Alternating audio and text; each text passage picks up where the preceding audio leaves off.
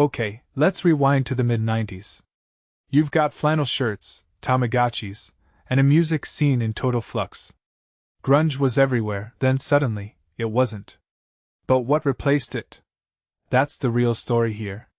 Because the mid-90s weren't just a transition, they were a cultural identity crisis. And these 4 songs? They're like the soundtrack to a generation figuring out what the hell it wanted to be. Take Nirvana's Heart-Shaped Box. Yeah, it's on their final album, but here's the twist. This isn't just Cobain's cry into the void. It's the sound of grunge at its peak, right before the whole thing collapsed under its own weight. The irony? The world wanted more of that raw, I hate myself and want to die energy, but Cobain was already too famous to be authentic.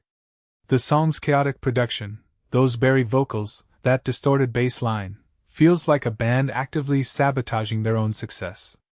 And isn't that the most 90s thing? Self-sabotage disguised as rebellion. Now Soundgarden's fell on Black Days. Chris Cornell had that voice, half human, half siren. But what makes this track fascinating is how it weaponized melancholy. The lyrics are basically a depression checklist, black days spreading like a cold, but the melody? Soaring, almost triumphant. It's like the band saying, hey, misery's universal, but let's make it danceable. And isn't that the blueprint for every alt-rock band post-1994? Turn pain into a banger. But here's what people miss. This wasn't just a grunge song. The bluesy guitar riffs? The way Cornell stretches syllables like taffy? That's classic rock reinvented. Then there's Alanis Morissette.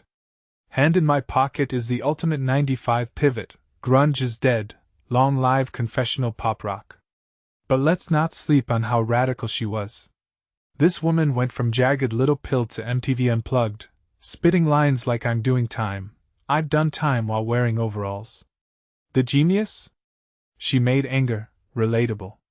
Not Cobain's existential despair, but everyday rage, like your ex's new girlfriend doesn't shave her legs at night.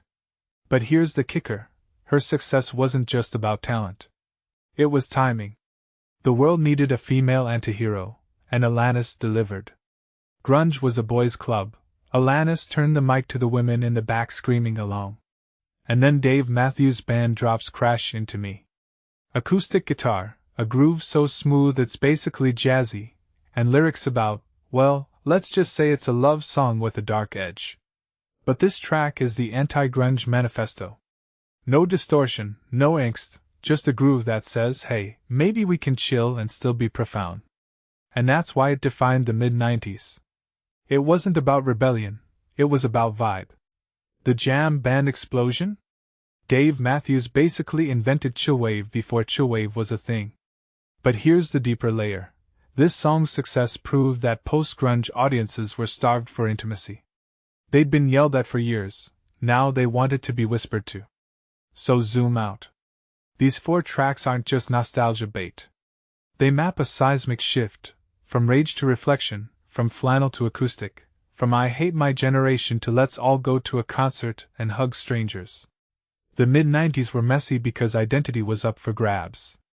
And honestly, we're still living in that messy middle. Today's TikTok rock revivalists, the whole sad girl indie wave, same battles, new century. So next time you hear Heart-Shaped Box or Crash Into Me, don't just hear a song. Hear a question: what happens when the soundtrack of your youth becomes a relic? And does that relic define you, or does it just remind you how much you've changed?